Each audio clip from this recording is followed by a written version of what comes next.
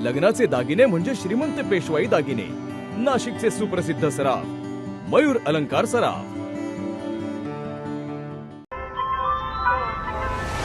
ताज्या बातम्यांसाठी नाशिक न्यूजच्या YouTube चॅनलला सबस्क्राईब करा आणि बेल आयकॉनला प्रेस करा।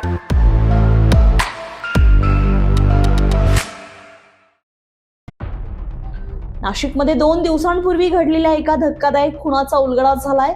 प्रेयसीचा खून करून मृतदेह सुटकेसमध्ये कोंबून फेकणाऱ्या आरोपीला आडगाव आणि उपनगर पोलिसांनी अवघ्या 72 तासांमध्ये कर्नाटकातून अटक केली आहे। नक्की काय होतं हे प्रकरण तुम्हीच पहा। गेल्या 2 दिवसांपूर्वी तपोवनातील केवडीबन परिसरामध्ये एका महिलेचा मृतदेह सुटकेसमध्ये आढळून आलेला होता आणि या घटनेमुळे परिसरात खळबळ उडाली होती। मृत महिलेची ओळख पटवणं हे पोलिसांसमोर मोठं आव्हान होतं। आडगाव पोलीस ठाण्यामध्ये गुन्हा दाखल होताच वरिष्ठ पोलीस आयुक्त संदीप कर्णिक, पोलीस उपायुक्त मोनिका राऊत आणि सहाय्यक पोलीस आयुक्त शेखर देशमुख यांच्या मार्गदर्शनाखाली तपासाची चक्र वेगानं फिरू लागली।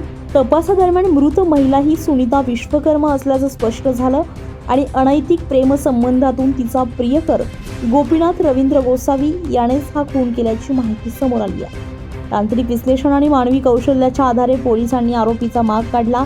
मुंबई मार्गे पळून गेलेला आरोपी कल्याण, रत्नागिरी, गोवा असा प्रवास करत कर्नाटकातील मंगळूर येथे पोहोचल्याची माहिती मिळाली। आडगाव आणि उपनगर पोलिसांच्या संयुक्त पथकानं अहोरात्र पाठलाग करत मंगळूर येथील नार्थन पोलीस ठाणे परिसरातून आरोपीला ताब्यात घेतलंय, तर चौकशीमध्ये त्याने गुन्ह्याची कबुली दिली आहे।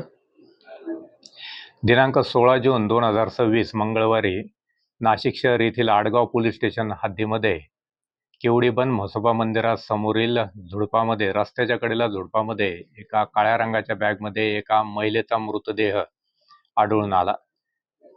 डायल 112 वरून पोलिसांना ही माहिती समजली। तात्काळ घटनास्थळी जाऊन तेथे फॉरेन्सिक व्हॅन सुद्धा बोलवली गेली।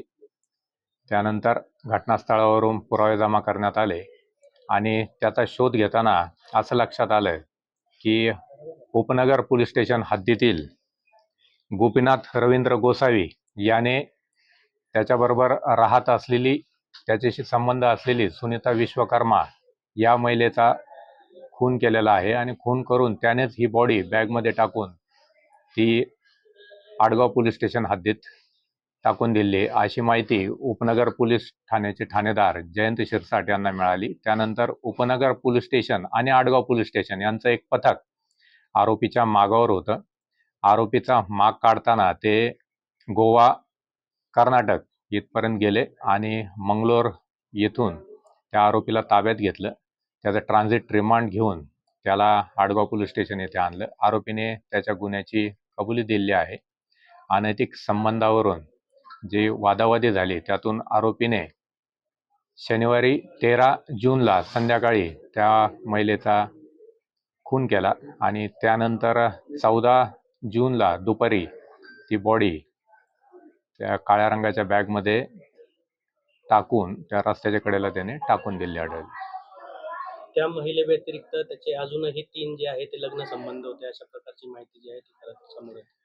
आता त्याचा तपास चालू आहे। आरोपीचा पूर्वी एक विवाह झाला होता, परंतु त्यानंतर त्याची जी पहिली पत्नी आहे तिने दुसरा विवाह केला, ती दुसरीकडे राहते आणि सध्या सुद्धा आरोपी विवाहित आहे आणि तो त्याच्या पत्नीसह तिथे राहतो। ही संपूर्ण कारवाई वरिष्ठ पोलीस निरीक्षक संजय पिसे, जयंत शिरसाट, दिलीप राठोड, शिवाजी अहिरे तसेच प्रभाकर सोनवणे, विकास पंचमुख आणि गुन्हेशोध पथकातील अधिकारी आणि अंमलदार यांनी यशस्वीरित्या पार पाडली आहे। चारित्र्याच्या संशयातून घडलेला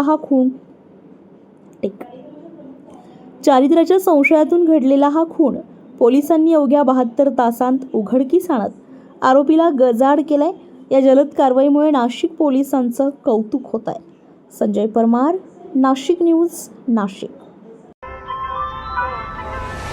ताज्या बातम्यांसाठी नाशिक न्यूजच्या YouTube चॅनलला सबस्क्राईब करा आणि बेल आयकॉनला प्रेस करा।